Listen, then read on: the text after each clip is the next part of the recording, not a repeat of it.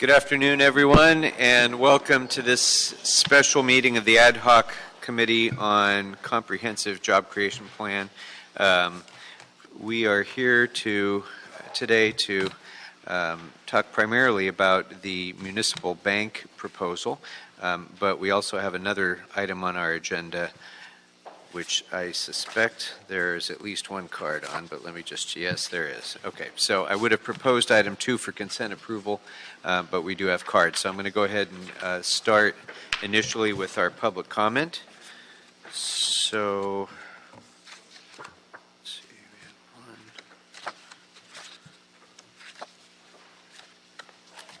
A couple of questions there, too. Okay, we'll go ahead and exhaust public comment anyway. So let's start first with Ms. Ramirez, who has cards on items 1 and 2. Ms. Ramirez, come on up. I'm sorry, did you say that we're having public comments or no public comments? So we'll do your 2 minutes on your agenda items and then your general public comment. Okay, thank you very much. Number 1, I find that, oh, this is the wrong one. Sorry, this is what happens when you come rushing in. I am in opposition to the creation of the state-chartered public bank. Now, would this bank be like a Federal Reserve Bank being run by Ben Bernanke and owned by the effing Rothschilds? And with whose money would you be opening the accounts? And I swear, I thought the Los Angeles City under Eric Garcetti was bankrupt because we are too busy paying off all the lawsuits. This venture is very risky and it smells like putrid stench and corruption, waste and abuse and theft. I admonish you all not to participate in this Ponzi scheme. And number 2. Relative to creating the ability to issue over-the-counter on-site alcoholism, alcohol conditional use permits. Does that mean at 7-Elevens or where? I mean, this item is vague and ambiguous. It doesn't say where. When you say alcohol conditional use permits, where are they issued? By whom? At what time? It doesn't explain anything. So it just, it doesn't really, you can't formulate an answer or form a conclusion. So I would just say that I think we're all mature. We should all be able to purchase liquor when we want to. I remember when I was in Japan, you could buy beer off the vending machines at any time, night or day. That wasn't a problem. But goodness gracious, today we are being told when and when we cannot drink. That's pretty sad. When are we going to take responsibility for our own actions or inactions? It just doesn't make any sense. So again, I say God bless America and God bless Donald Trump and Hatima Tova to all those good, wonderful New York Jews. And I'm sorry, I don't understand where we're going with number 2. They're quite diametrically opposed, number 1 and 2. So having said that, God bless America. Thank you. Thank you very much, Ms. Ramirez. And Ms. Ramirez, I apologize. I misspoke earlier because you actually had not filled out a general public comment card, but you concluded your comment on the 2 items. And in special meetings, we don't take general public comment. My apologies. I didn't explain that clearly. So. All right, next we'll have Mr. Herman, followed by Mr. Spindler, 2 minutes each.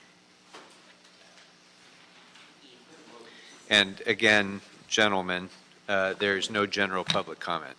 So stick to the agenda items, please. Okay, well, I'll submit my PC for the record. But in regards to the $200 tax revenue under conditional use permits called CUP, let me reemphasize how the city should not explore feasible streamlining process for restaurants, theaters, hotels, and small beer manufacturers for on-site tastings, because there are rules and regulations based on the federal standards of how this process should be applied. So the ability to issue over-the-counter on-site alcohol is that the applicant is setting up to agree to a standard condition. Well, no. Fuck you. 42 U.S.C. 1983 prohibits your way of thinking. the neighborhood's quality of life, and the proposed standards of conditions, I disagree and oppose. Then going into item number 1, regarding the Ponzi schemers on the creation of a state charter public bank. Well, let me remind you about checks and balance with the bank. You see, when you have public money and you're borrowing from people's pensions, that's not called a public bank. It's called stealing and denying people their right to have a retirement. So stop double, triple, six-dippling into these public banks. And as far as you wish to rename the Bank of Los Angeles, no, it should be called Bank of Crooked Politicians who fuck Los Angeles up under a Ponzi scheme under item number 170831 for the record. And once again, 42 U.S.C. 1983, fuck you.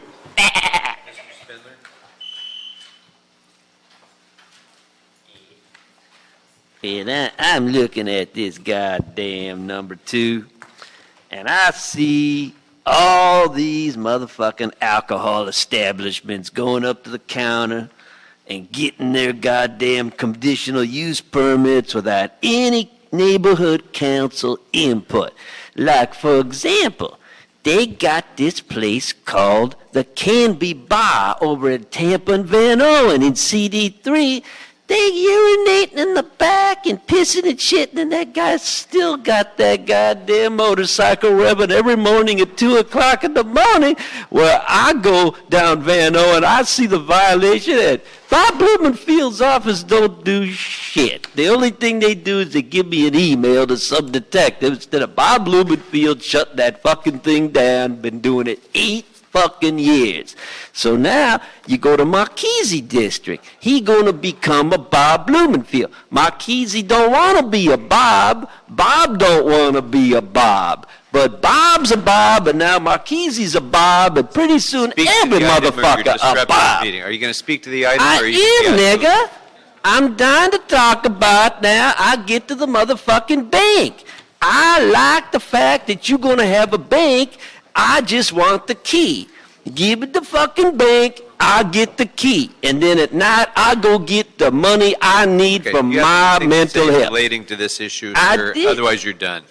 I'm talking about the bank. You setting up a bank so you can rob your own bank that you create with your own charter. And I'm saying that's good because we're down in South Central, we're down in CD1, we're down in CD8, and we need a source of cash to put our illegal money, and the city of Los Angeles is going to give us a bank where we can launder all our drug money. I really like that. I want all my motherfucking money laundered through Paul Krikorian. And finally, I need to talk to Herb Wesser because I got to serve him with his fucking papers in his lawsuit. Is he here today? Is that nigga here today? I would have gone to him today. I just want to see.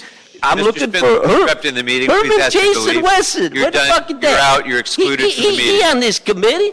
Show Mr. Spindler the I just door want to launder as the quickly as money. possible, please. So I just hear we just want to launder the money. That's all. We just trying to launder the Mr. Spindler, keep quiet. You're disrupting the meeting. I've expelled you from this meeting.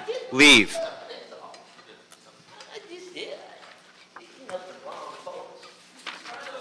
And for the folks who are here and don't see the Spindler-Herman performance at each one of our meetings, I apologize. I apologize for the... Mr. Herman's disrupting the meeting. Ask him to go. You're done. You're out. You're out. Mr. Herman needs to hurry along to his next appointment as well now, please.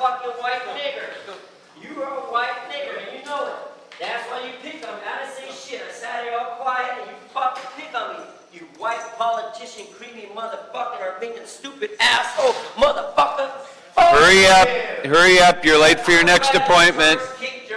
Speed him up a little bit, officer. This is America and I'm American, fuck you. Have a nice day, Mr. Herman. So to the folks who don't see all of our meetings, this is every single committee and every single council meeting, and it's spewing of racist, misogynistic, disgusting pablum that has nothing to do with our agenda every single meeting. So I apologize to the members of the public who came here to actually participate in the work that we do here as a committee. Unfortunately, it comes with the territory in government service, I'm afraid. So I'd like to ask Beverly Roberts to come on up next to speak on item number 1.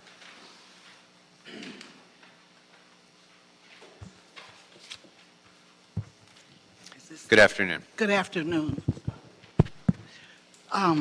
That kind of made me nervous. Take your time. It makes me nervous and angry as well, and I wish there was more that I could do. So, Okay. again, my apologies. Hello, council members. My name is Beverly Roberts, and I'm a member of ACE and the Committee for Better Banks. For years, big banks have hurt our community with wrongful foreclosures, fraudulent accounts, worker abuses, car loan, insurance fraud. The Public Bank of Los Angeles should address the community issues, not just how to deal with medical marijuana. You should build affordable housing, low interest loans for homeowners for purchase and refinance, repair our roads, fund our public schools, health care for all, $15 and a union for bank workers. As a matter of fact, I'm a predator of a bank years ago, but I fought and it helped me. But it took me years to get it straight. And this is what we need to do about this. Thank you. All right. Thank you. Thank you, ma'am. All right. Are there any other cards on these items? All right. We'll go ahead and close public comment on these items then. And because I think it will be brief, let's go ahead and call item number 1. Oh, I'm sorry, item number 2. And members, this is simply calling for the report back, but Mr. Blumenfield did have a question before we do that, so I don't think we have anybody to report yet, do we, on this? So go ahead, Mr. Blumenfield. We don't have anybody to listen to the question? Oh, I'm listening. Okay, well. I'd be happy to answer if I can. think It was my motion, it's so your I'm happy motion, to. Obviously, I seconded it and feel like there's really something here. I wanted to get a sense of the number of applications, how many are denied versus granted, because I think that helps inform the process. That'll be part of the report, I'm sure. Okay. And then to plant some of the ideas for the report in terms of having maybe multiple set of standards for different neighborhoods and commercial areas. I was going to ask if that was possible, but hopefully that will be part of what comes back at the report. But part of it is planting little flags in some of these things, and and the other issue about how we deal with some of the issues currently in the CUP process, like on-site parking, forcing valet parking. Those are the positives that we have with our process that we might lose in an administrative process, asking if there's ways when they consider the report, if they're listening to me on the mic, that they can consider ways not just to make it a purely administrative process, but ways to incorporate some of those elements that are positive, that at the same time, the underlying objective of trying to take what should be a perfunctory process and make it that. That's it. Thank you. And Ms. Hovasapian was taking careful notes of that, so those will make sure that planning has that as part of their report, which I would like to ask that they bring back to this committee and Plum in 90 days, if there's no objection to that. Mr. Harris-Doss? Right. I'm very supportive of the motion.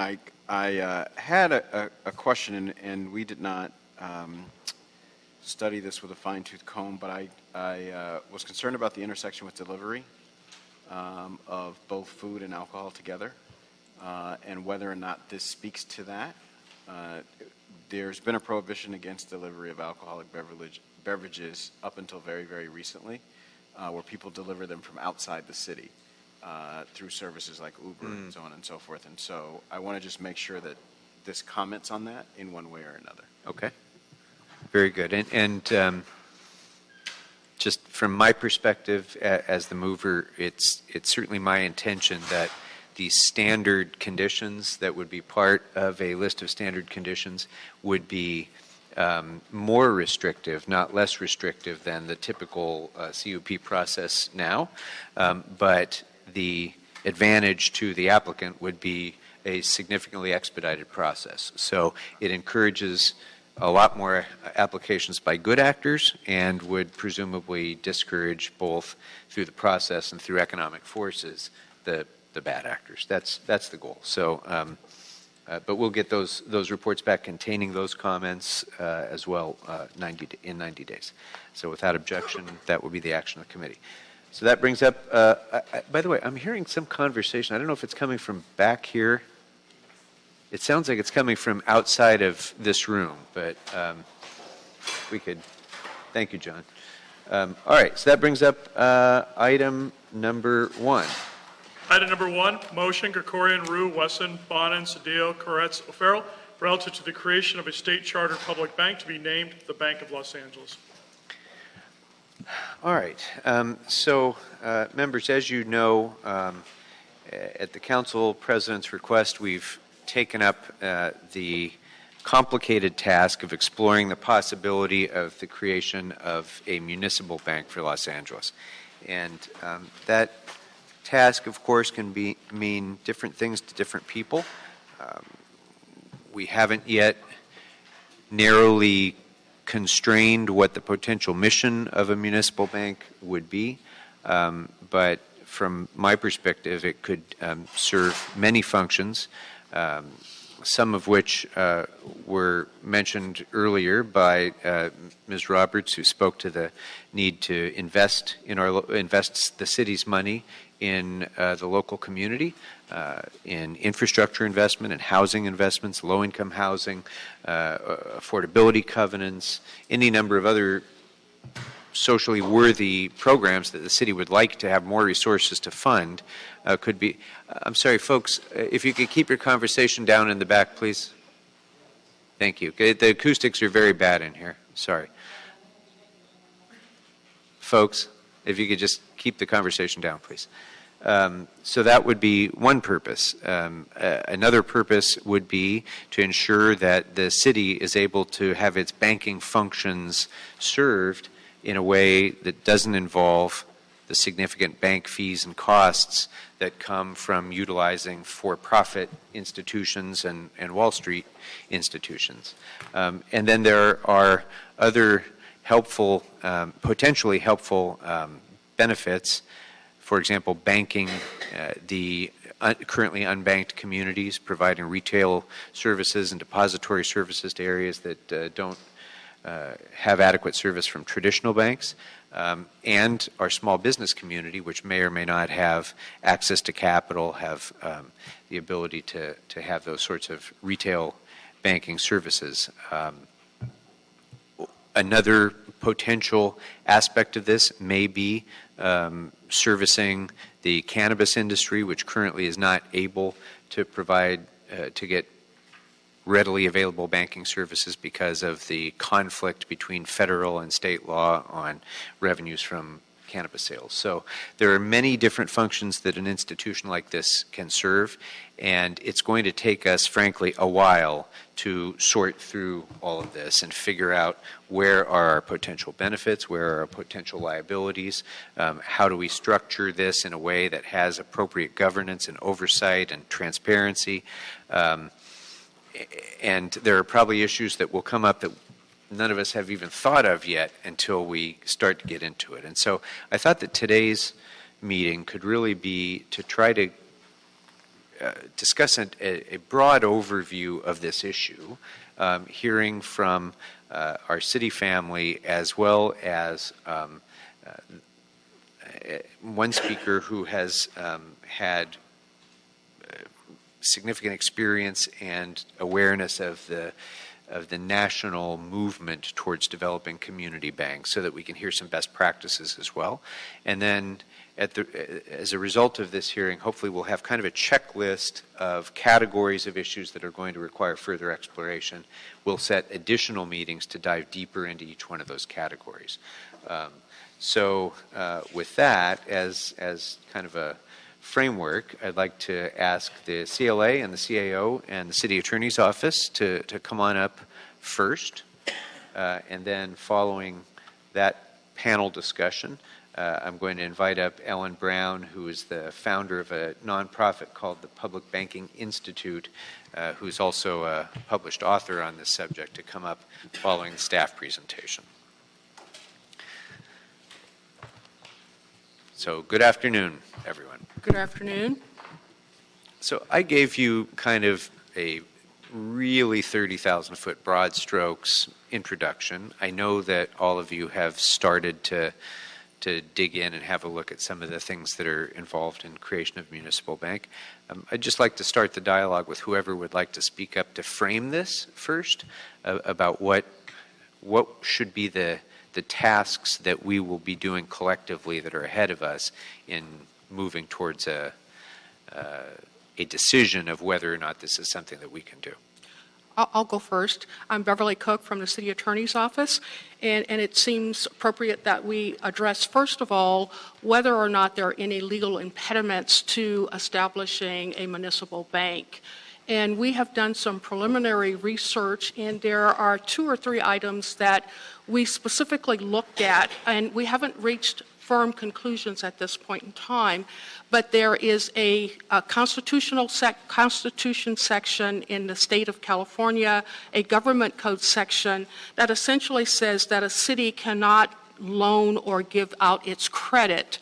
And so some research has been done in that area, and we believe that because the city of Los Angeles is a charter city, based upon the fact that that a bank and how the city spends its money is really a municipal affair, that we can probably establish a bank and not run afoul of those sections. As I said, we haven't reached a firm conclusion yet, but we believe that those initial impediments, which I think have been used for a really long time, for example, in the county of Los Angeles, and where it has been used as a basis for saying that we could not establish a bank.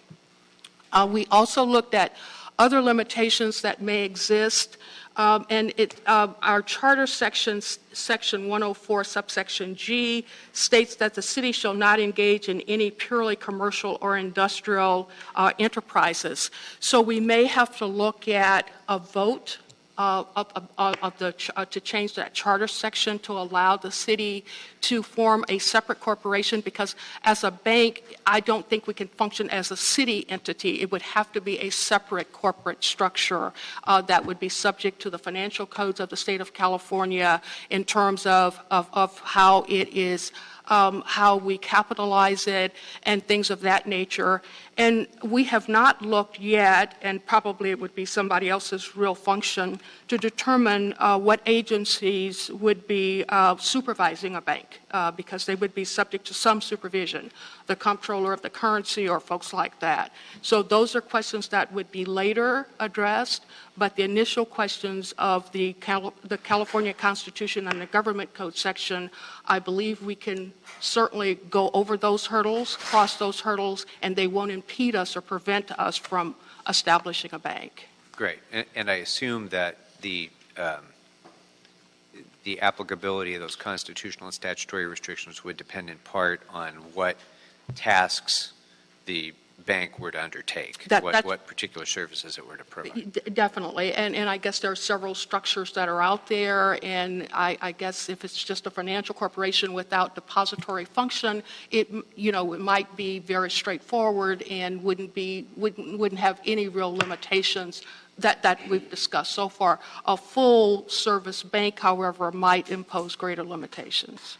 And does the regulatory oversight issue that you discussed as to who would be providing the public oversight of this, would that be dependent upon whether or not it were state chartered or federal chartered or some institution not subject to chartering at all? That's correct. That's correct. And I don't know all of the ramifications of those oversight bodies, but certainly when you're dealing and acting like a bank, there will be definitely some oversight, like the Federal Reserve, in terms of how much reserve you have to maintain, and things of that nature. Okay. Sorry, I shouldn't have jumped in with questions yet until we hear from CAO and CLA. Sorry, I can't help myself sometimes. Thank you, Ms. Roberts. Okay. Who wants to go next? Sarai Baga from the CAO's office. In hearing the discussion, I think we've kind of identified the first issue to address is the formation, and I think it would be important to kind of have a direction as to possible missions or possible goals, because that will inform what structures and what pathways we would have available to pursue. One of the things that I think we should also consider is the possibility of a JPA as a way to insulate the city from risks and maybe to just kind of spread out the risks. There would be a concern about using the general fund as a backstop and the implications that might have for credit rating purposes and what that would do to the cost of borrowing. Mm-hmm. Just throwing out other issues that we would want to consider as we go down this road. Okay. Dora Huerta with the Office of the Chief Legislative Analyst. Our office conducted some preliminary research to find out what other cities and states are doing. We found that there's only one publicly owned bank, which is the Bank of North Dakota, which was established in 1918 to promote primarily agricultural interests. However, in the last few years, there's been a significant interest around forming additional municipal banks. Several cities have passed resolutions to support the feasibility of establishing a public bank, including the City of Oakland, Richmond, the City County of San Francisco, Berkeley, and Emeryville. Beyond approving resolutions, some cities like the City of Oakland have approved funding for a feasibility study. Oakland approved $100,000 recently. In addition, the City and County of San Francisco established a 15-member task force to solicit public input and further research the establishment of a bank, either as a city department or a separate entity. So our office will continue to monitor what other jurisdictions and progress is being made towards this end. Okay. Very good. Members, questions to start off? Mr. Blumenfield. Sure. Just first to follow up, with JPA, are you assuming with county or obviously other governmental entities in the area? I think that would be open to explore. I think it would be something that we could consider with, depending on what the mission is for the entity, it might be better to start off in steps and increments and start off with just one partner in forming the JPA. But the partner would by definition, it has to be another governmental entity, right? Yeah, right. So if not a municipality, then were you thinking like with the state potentially or with locals? Or I guess you haven't thought, it's an interesting idea. I guess I'll just put it out there. And the chair alluded to this at the beginning, part of the issue with the bank, and I love the idea of doing a bank. I've been thinking about this actually for a long time, even on the state level. With us, we have to figure out what is really our purpose with this bank. Is it, and you mentioned a whole variety of purposes. Is it to get out of the onerous fees that we get from some of the other banks? Is it deal with the cannabis issue? And they're very different structures, potentially, of what that bank could look like. Have you guys focused in on that, or when you report back, you're going to have the different sort of a menu of purposes? My sense is that we will probably have to work together as a group to develop the options and then come back to present options. And I think one of the things that I hope will come out of our discussion today is that at least the three of us can begin the development of a menu of potential elements of the mission of the institution, which will help narrow their work a little bit on how do we achieve those objectives. I suspect our list is going to be much broader than what it ends up being, but I think it's worth exploring. Could we do this? Could we do that? Can we do this? And so if we start that, then they can come back with at least an initial analysis of each of those different kinds of options. That'll give us direction on where we need to focus our policy making after that, and whether it is even still worthwhile to do. And although there's been a lot of talk about the cannabis side of this, just given the timing, it's going to take us a couple of years, and optimistically, before we actually have a live bank. And the financial issues with cannabis have to be worked out well before then, or at least something has to be worked out. So I don't know that we can count on this bank option in any way to get us out from under the very real financial questions that we have with cannabis in the city. And although laudable and that potentially, I know people look at that as a way to maybe even capitalize the bank and that kind of thing. I just realistically, and maybe I'll put that out there, maybe I should ask in form of question, is there any realistic chance in terms of the timing of getting a bank up and running? How long do you think, in the most optimistic sense, it could take? And would that be anywhere in line with, the cannabis regulations? Just a quick guess, I would agree with you that it's going to be 2 years, and that's being optimistic, to get all of the approvals and, first of all, to decide the mission of the bank. Is it retail? Is it going to be commercial only? Will it have components for ATMs? What type of loans will it make? And all of those issues in the context of what the overall mission is. So I don't think it's going to be something that resolves the January 1st issue of how we deal with revenue from the MMDs.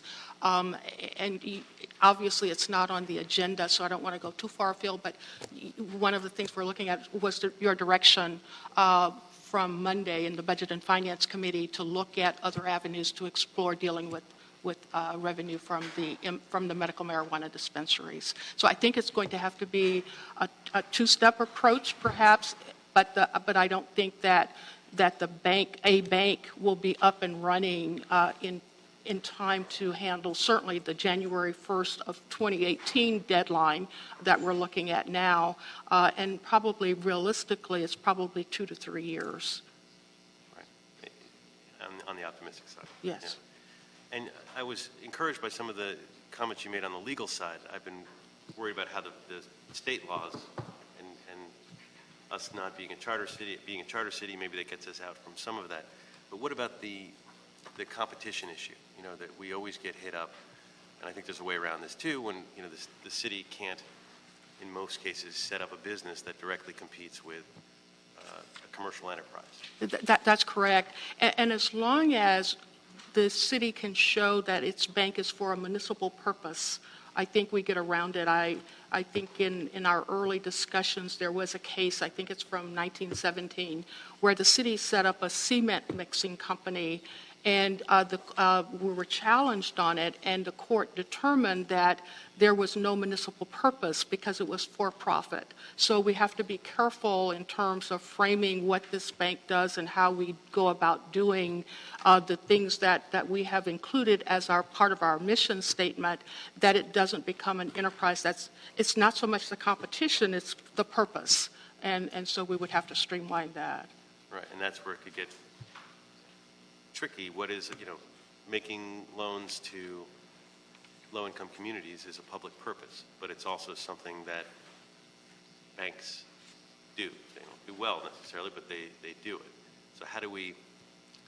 Well, and I guess that's going to be obviously based upon the direction from your body to direct us, because certainly one of the goals of a bank is that it be sustainable, and that the loans that it makes are the type of loans that there's sufficient underwriting so that there is the likelihood of recovery, and that they're not grants, they're loans per se, and how do you recover those? So I guess there has to be some balance there, and whether or not there's the ability to carve out a certain amount of money, for example, for loans that where you're unlikely to recoup and recover the loan amount. Maybe you can set aside X dollars to do that. But those are things I think that have to be considered. You could do a loan loss reserve program, or I could see a lot of ways that you could be creative in terms of trying to make the risk lower to the city. But that leads into my next question. And I've got a bunch, but I'll stop asking questions so we can move on. May I just add that there will be oversight bodies, and so there will be folks who are looking at the bank who will come into monitor what the city is actually doing, because we will have to report to those third-party bodies, so we don't get to make the ultimate decisions on absolutely what it is we do. And so certainly banks, we could be written up if there are improper loans, if the underwriting is improper, and things of that nature. Do you see a way to create, you said it would be a separate structure than the city, but technically it would be owned by the city. Yes. So do you see a way to have a firewall between the liability and risk of the bank and the taxpayers, and basically in the coffers of the city? It will be something we'll have to look at, because I guess what you're really saying is, can we cut off the liability to the general fund from that bank? And I don't know the absolute answer to that.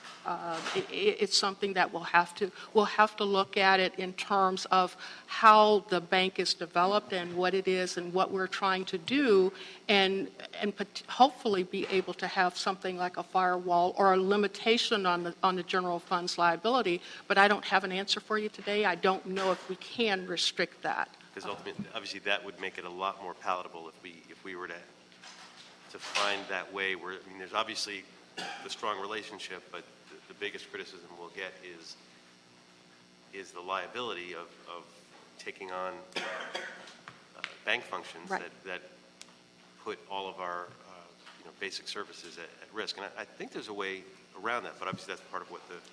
I don't have an answer today. We haven't really looked at it. I know it's a potential risk, and certainly folks could be looking at the general fund, for any liability. But in the course of going through all of this, I gather we will be looking at those types of issues and try and certainly place limitations on that type of exposure. One more question related to that. Yeah, go ahead. But that also relates to the question, I mean, there's the financial direct liability in terms of us being the owner of the bank, and then there's the funds that we may deposit in that bank and the risk that those funds would have. And I don't know if you've thought about what funds, how we would be capitalizing this bank. If we would be, are there particular funds in the city that would lend themselves to that? What about pension funds? Is that even legally? I don't think we can compel a pension fund to invest in a right. city bank. But are there things that we could do, to incentivize that? First of all, I'll start with certainly tax and fees, and what some of our bank accounts now that are held by some of the larger financial institutions would be available for capitalization purposes. There are some real questions as to whether or not pension funds would be, whether we could transfer those to a city-owned bank. And I'm sorry, you said something else as well. There was one other category that you had mentioned. Thinking of other deposits, but... But generally, based upon what I've looked at, the capitalization is also dependent on the general fund, an appropriation from the general fund that is approved by the mayor and the city council. That's the form that many of them have taken. So that would, I would suspect that many of what have taken. that's the discussion, at least, that the direction that they've gone in order to capitalize, that they have looked at an appropriation from the general fund of the city. In North Dakota, although that's a very limited situation, it's a state and it's mostly ag purposes, where do they, how much the state coffers, are they insulated? It's the state coffers that supports, it's the full faith and credit of the state of North Dakota that supports that bank, yes. It's all state funds. And they have real limitations on that bank. It's not really a retail commercial bank per se. So, floating the ag. Mr. Harris-Dawson? Thank you so much, and thank you, Mr. Krikorian, for opening up this very important conversation for the city of Los Angeles and our future. I had a few questions about this. And one of them is just based on our experience in the Homelessness and Poverty Committee, just a really crude back-of-the-envelope addition says that if we could recover the banking fees for HHH, we could produce hundreds of more units, even at the inexplicably high rate that we pay per unit, if we were not paying bank fees or were paying bank fees to an entity that was going to give them back to us. But the question that raises is just the issue of self-dealing, right? So we have this bond measure, we put money in our own institution and then we charge ourselves money and then we give ourselves the money back. I'm just curious about the legal implications of that and what that means. I don't have any real details. It's certainly one of the articles I looked at talked about the bank issuing bonds itself and saving those fees that would otherwise go to other folks. And so that is one potential way, but I can't. You don't know the details. So I'd just be curious about what the limitations of that are. And then a little bit of an off-the-wall question that I think could help deal with a lot of the problems that we might foresee. I know that there are nonprofit quasi-banking organizations. So there's, the NACA that does housing, right? There's the Neighborhood Housing Services that does housing as well. There's Operation Hope, which operates here in Los Angeles, which Operation Hope has a bank and it is a nonprofit organization. And I'm wondering, could the city have a bank that is a separate corporation that has 501c3 status?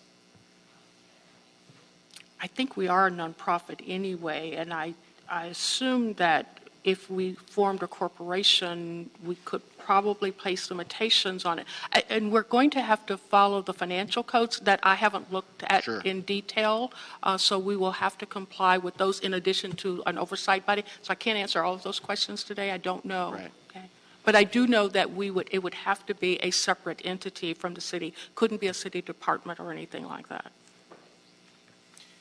Okay, thank you. Those are the sort of the line of questionings that I have.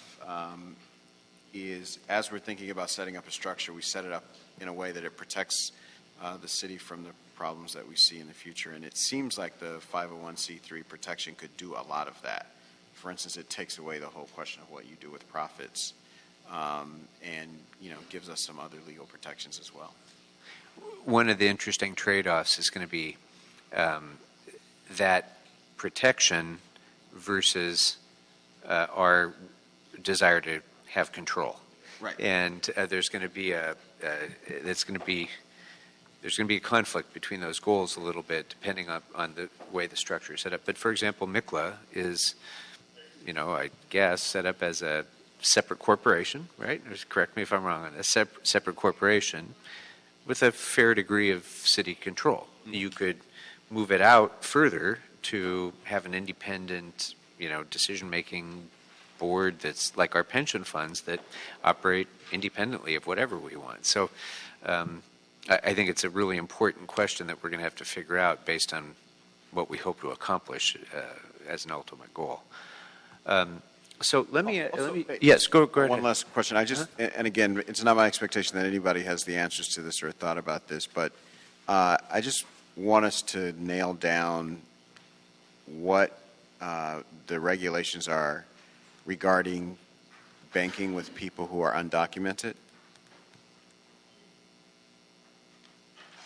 And if in the last few years there have been limitations or prohibitions set on that. I know historically there haven't been, but we're in a different political environment now. That's a great question.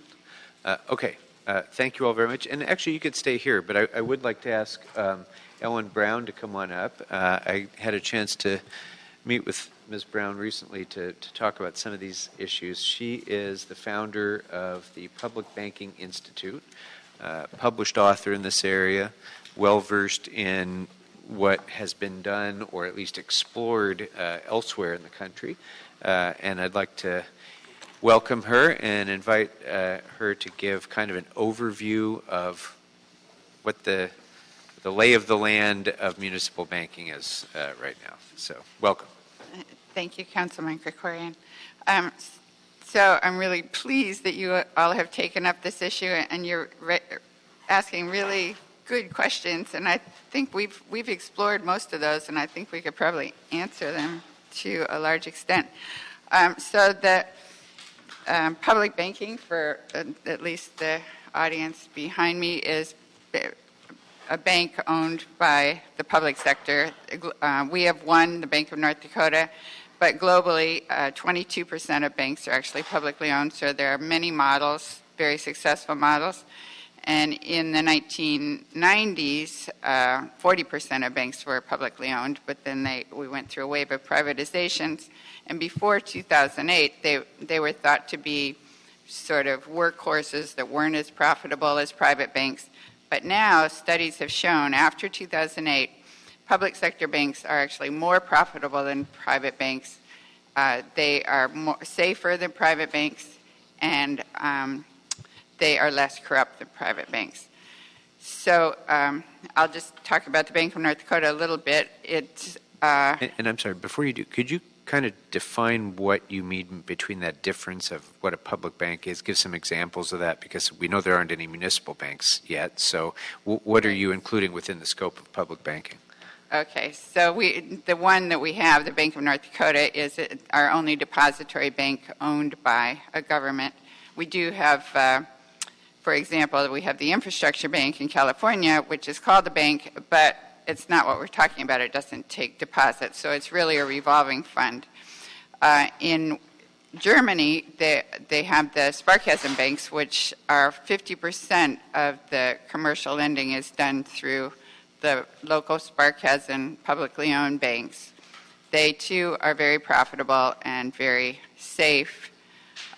We had a man here last Friday from the Sparkassen Bank who they send people around, not because they're not allowed to grow, but they want people to understand this model because, like in the U.S., the small banks are being squeezed by the EU regulations, just as Dodd-Frank is squeezing our small banks here. So the Bank of North Dakota, I'll just talk about that briefly. It was founded in 1919. It was founded by the Nonpartisan League, which was a political party established by farmers who were losing their farms to big out-of-state banks, and they wanted to keep their money in the state for their own purposes. So it was not actually a socialist engine. It's a very Republican state. It was about keeping their money local. The bank today is, there was an article in the Wall Street Journal that said that the Bank of North Dakota is actually more profitable than Goldman Sachs and JP Morgan Chase. And the reason it's so profitable is because of its business model. It's actually a banker's bank. It specifically does not compete with the local banks. In fact, it's written in their charter that they can't compete with local banks. So that takes care of the competition problem. What they do is partner with the local banks, so they help with liquidity, help with capital, buy down the loans. So that basically the local bank is the front office, which negotiates the loan, determines creditworthiness, all those things that banks do. It's the local bank that has the branches and the tellers and the ATMs. The Bank of North Dakota is, you could just run that out of an office, basically. It's sort of an online bank that's just dealing with numbers.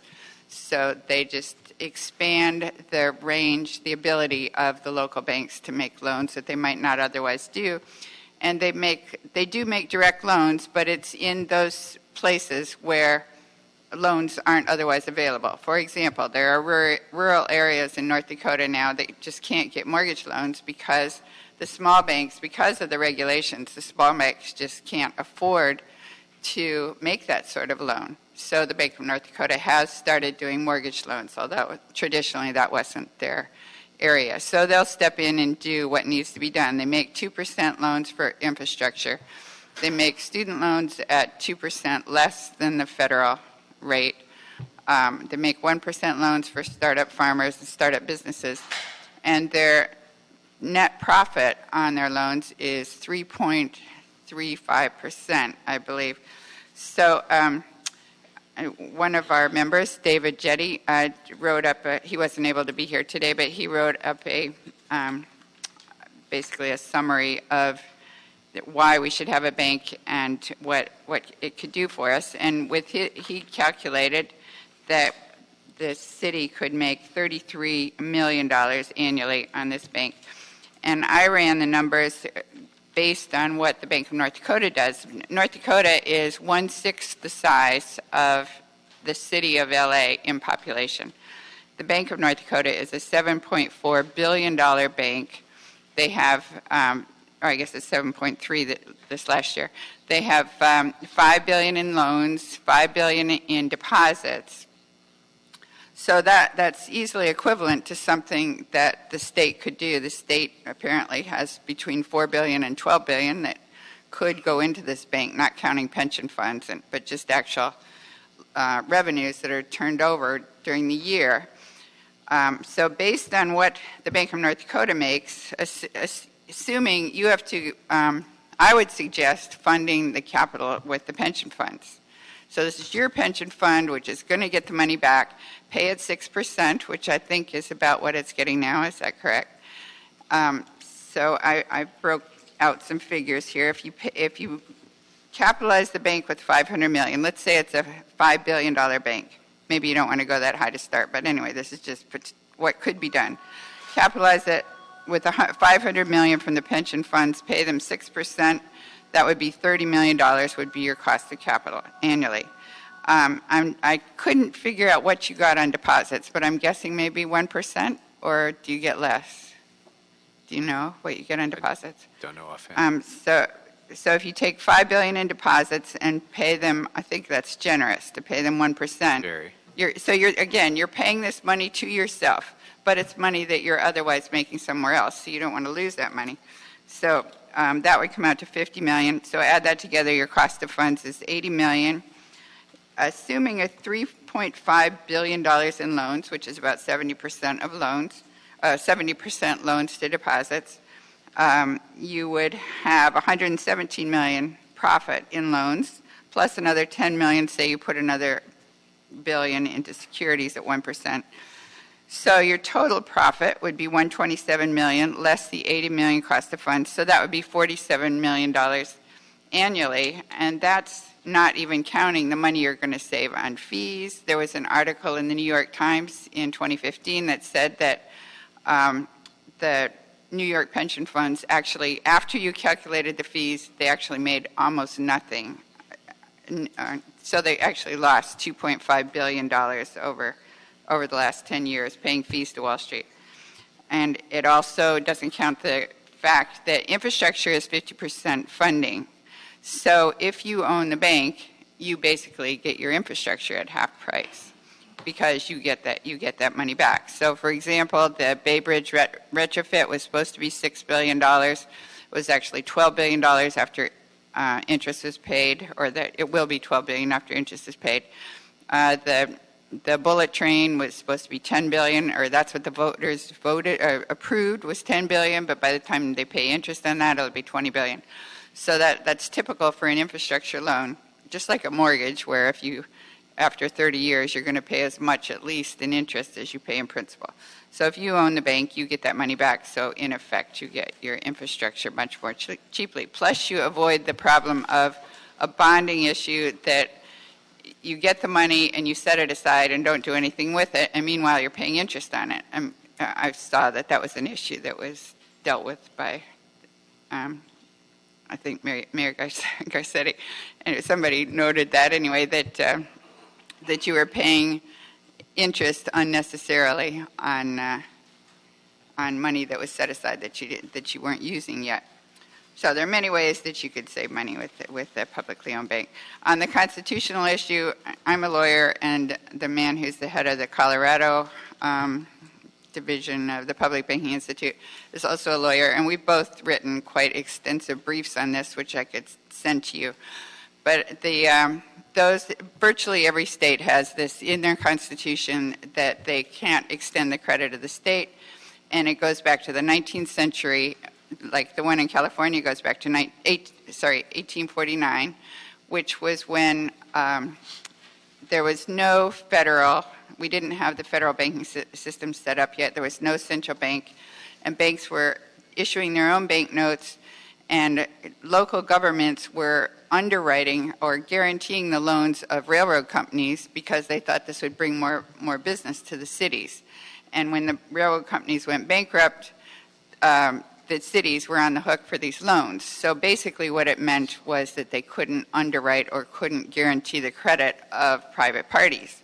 So it hasn't been applied to, I know it's used as an excuse for not having a publicly owned bank, but who makes that excuse? It's probably the competitor banks. Anyway, that wasn't the intent of when those provisions were first put in. Okay. Just very broad question here. You mentioned with regard to the Bank of North Dakota that they are able to make loans to businesses that and farms that wouldn't otherwise be able to get loans, so presumably they're higher risk, and that they provide. No, I don't think it's a matter of risk. It's what I read was that the local banks, because of these regulations, they are afraid of the regulators. They're afraid of losing their standing. It's not because they're worried about making I mean, they used to make loans to farmers. It's just, in North Dakota, they have 6 times as many local banks as any other state. I mean, the local banks were always very sound. They didn't sell off their loans like everybody else. They didn't get into derivatives and securitization. So it's actually a very sound banking community. It's just the regulations are so onerous that they can't do those remote areas. Okay. Members? Also, I think for when they do make home loans, the underwriting standards are what's accepted by Fannie and Freddie. So I'm not sure, but I think they may just sell the loans off to Fannie and Freddie after they get them set up. Okay. And did you mention that Bank of North Dakota also provides student loans as well? Yeah. That's one of their big areas, which they were the first to provide student loans. And they're provided at a lower cost than the private market. Yeah, and again, I think they sell them off to the federal government, but I'm not sure. I haven't been able to track that down. So where I'm going with this is if the bank is charging lower interest rates to borrowers and making loans to, maybe they're not high risk customers, but they're probably higher risk than would be acceptable in the regulated banking industry. No, I don't think so. Okay. I think they just have lower costs. And most of their loans, most of the loans are commercial loans. That's their biggest segment. And in those loans, they're partnering with the local bank, and they require strict underwriting. It's just that they allow the local bank to make bigger loans than they could have otherwise. Okay. Mr. Blumenfield. How does that square with, I guess if they're working it through the local bank, but how does that square with the competition issue? If they're making loans that other banks would make, then how are they not directly competing with a commercial enterprise? Those rural loans, other banks won't make them, not because they're risky, but because they're in remote areas. And I don't know, that's just what I read. It's hard to follow up on some of these things. But when you start talking about student loans and other loans, which of course is, our goal, or one of my goals is I do want us to get into some of the, if we can figure out a way to legally compete for some of the stuff that we feel like we're being gouged for, then we want to do that. So I'm very intrigued by the idea that you're saying that North Dakota is successfully and legally competing with other banks when it comes to student loans. I don't think, who's making student loans? Isn't it just the federal government? And they don't compete with the other banks. They partner for most of their loans, they partner with the other banks. The only reason they make independent loans is when it's an area that the other banks aren't servicing. So in that sense, they're just helping the other banks, commercial banks, absorb risk for higher risk. Oh, I wouldn't say, no, I think they're allowing them to do more than they have the capital base for. So they're just allowing them to make bigger loans. That's the main thing they do, is these real estate infrastructure development type things. Because we've done stuff like that at the state level, where we've had like loan loss reserve programs where there have been areas like this had, the one I'm thinking of was just to do with manufacturers and what they used to call the valley of death when it comes to investing, where the state was able to step in and basically help provide a little bit of a incentive or cushion for the banks to go a little riskier. But that's different. The problem with that, not a problem, it's a good thing, but it's different than being the actual bank. Than interfacing directly with the lender. You're just helping the commercial enterprise do something they would not otherwise do, right? Yeah. Well, the Bank of North Dakota, they don't take any more. I mean, they've got their own capital base built up over time, so they're not dependent on the state. That's capital is their own capital. But if you borrowed from the pension funds, again, that would be your money, that you had borrowed, and their deposits, they underwrite by the state, but you could also do letters of credit from the Federal Home Loan Banks, which doesn't cost, it costs a bit, but if you feel insecure about not having your deposits guaranteed, you could do that.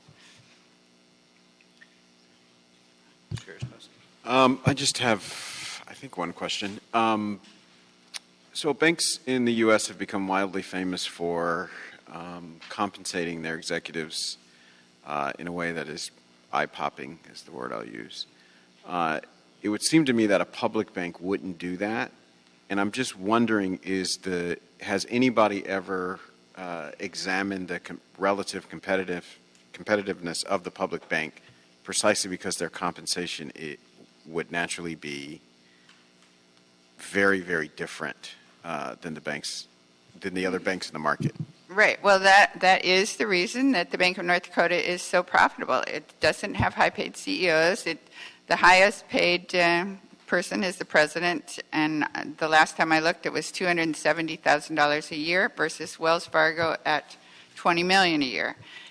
They don't have private shareholders that take the profits and require short-term profits.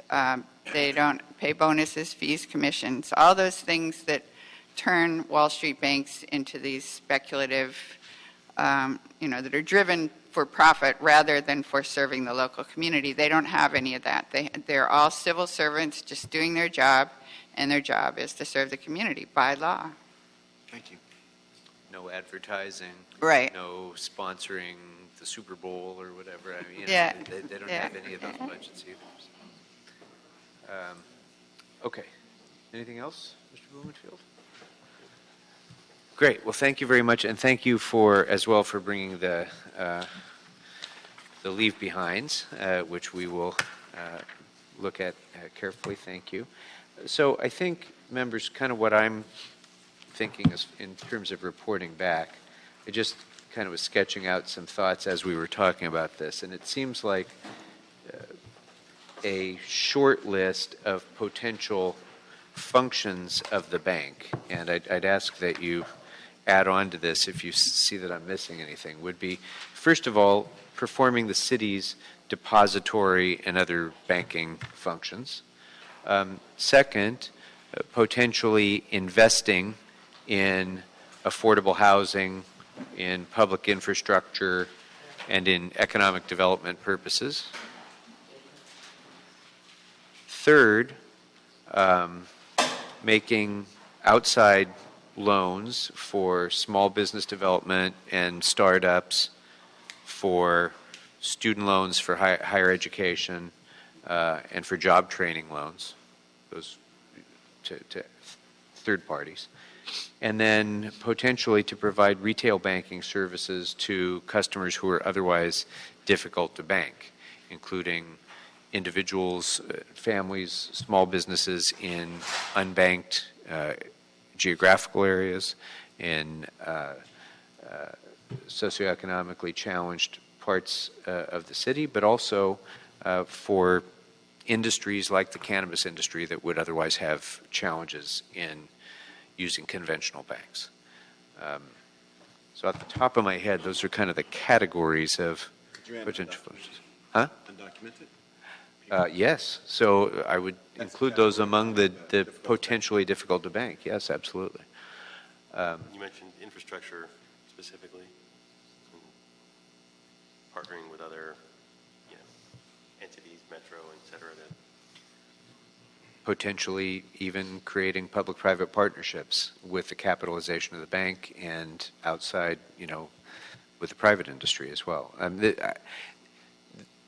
just trying to kind of cast a wide net of good functions that we could perform, and then, staff will come back and tell us whether we're off base with any of these, whether these are infeasible.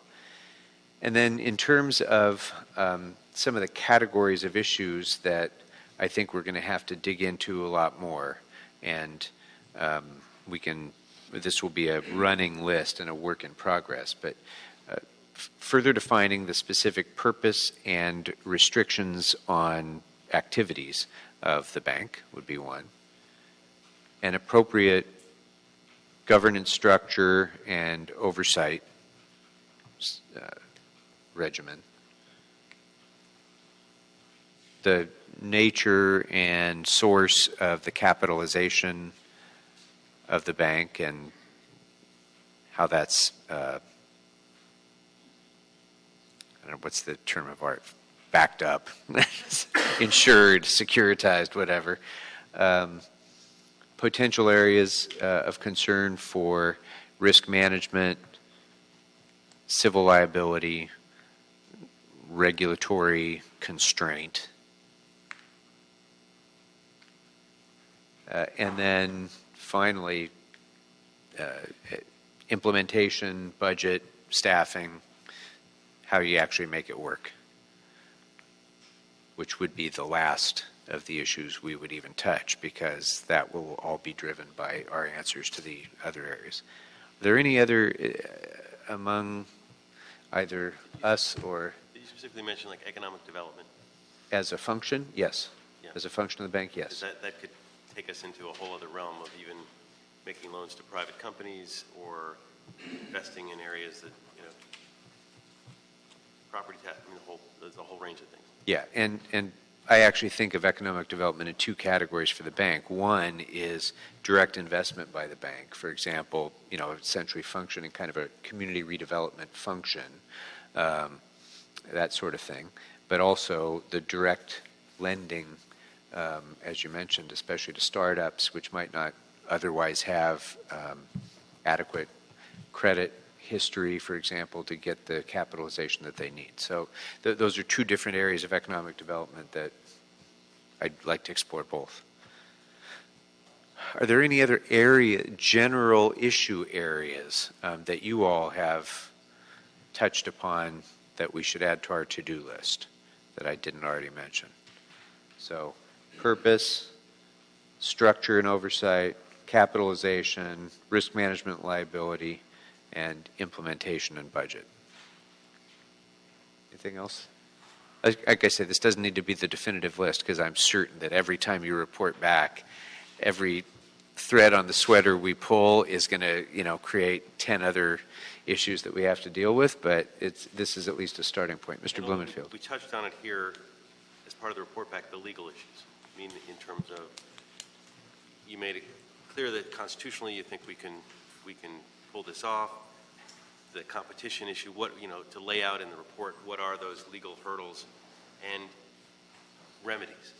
Do we need to do state legislation to clarify one of the potential hurdles, or do we need a vote of the people for a charter issue? And what are I guess as a separate part of the report is a legal and legislative remedy? I would suggest that you start with infrastructure loans to yourself instead of bonds, which would save you the bonding fees. And it's just it's the way banking works, that basically it allows you to borrow at bankers' rates, which is 1%, instead of borrowing at bond rates. Yeah, and how we ultimately implement this could take on many forms too. For example, we may, after exploring all of these things, we may decide that any depository function is just way too complicated right now, and that we only want to take on those sorts of functions first. And then the second stage might be after we get a track record and we know what we're doing, we've kind of built up an institution and some expertise, then we might expand into other areas. We'll figure all that out, but the first order of business is to at least kind of understand what are the implications of entering into each of these areas and how do we resolve each of these broad areas of legal and policy concerns that I've identified. Anything else to add to the list, members? Anything else from staff about areas that we've not mentioned? Okay, so then what I'd like to do is ask the city attorney and the CLA and the city attorney. No, let me start again. And ask the city attorney to report back to committee in 30 days with the issues that Mr. Blumenfield discussed, legal requirements and constraints to forming the municipal bank. You already touched upon some of them, but we'd like to have those delineated so that we can identify potential solutions, legislative or otherwise. Number two, I'd like to instruct the CLA and the city attorney to report back in 30 days on legislative and legal barriers regulatory barriers at the federal, state, and local level to the creation of the municipal bank. And to the extent that you can keep in mind the functions that I've mentioned and whether each of those functions might be treated differently in that regard, that would be especially helpful. And then I'd like to ask the CLA also to report back to committee in 45 days on some of the different public bank models we know there aren't too many that exist, but we could even look beyond our own borders to the German example and others. So some of the different public bank models, along with benefits and potential risks of each model, and citing to specific examples from either elsewhere in the country or in other countries that we might be able to develop best practices from. Does that make sense? Yes. Can I say one other? I just want to say on risk, my sense is the Bank of North Dakota is very risk averse. They do not lose money on their loans. Okay. It's only because their model is. We'll find all that out. Okay. I'm going to find out too. Okay. Anything else? Will this be held in committee pending these reports? Yes, indeed. It will. Good. Anything else, members? All right. Then without objection, that request for reports will be the action of the committee. And thank you all very much for the work that you've already done. This is going to be a big lift, I know, but hopefully if we do this right, this could be something that is a very important model for the rest of the country as well. So thank you all very much. And Ms. Brown, thank you for joining us as well. Thank you. And is there any other business before the committee? There's no other business. We are adjourned.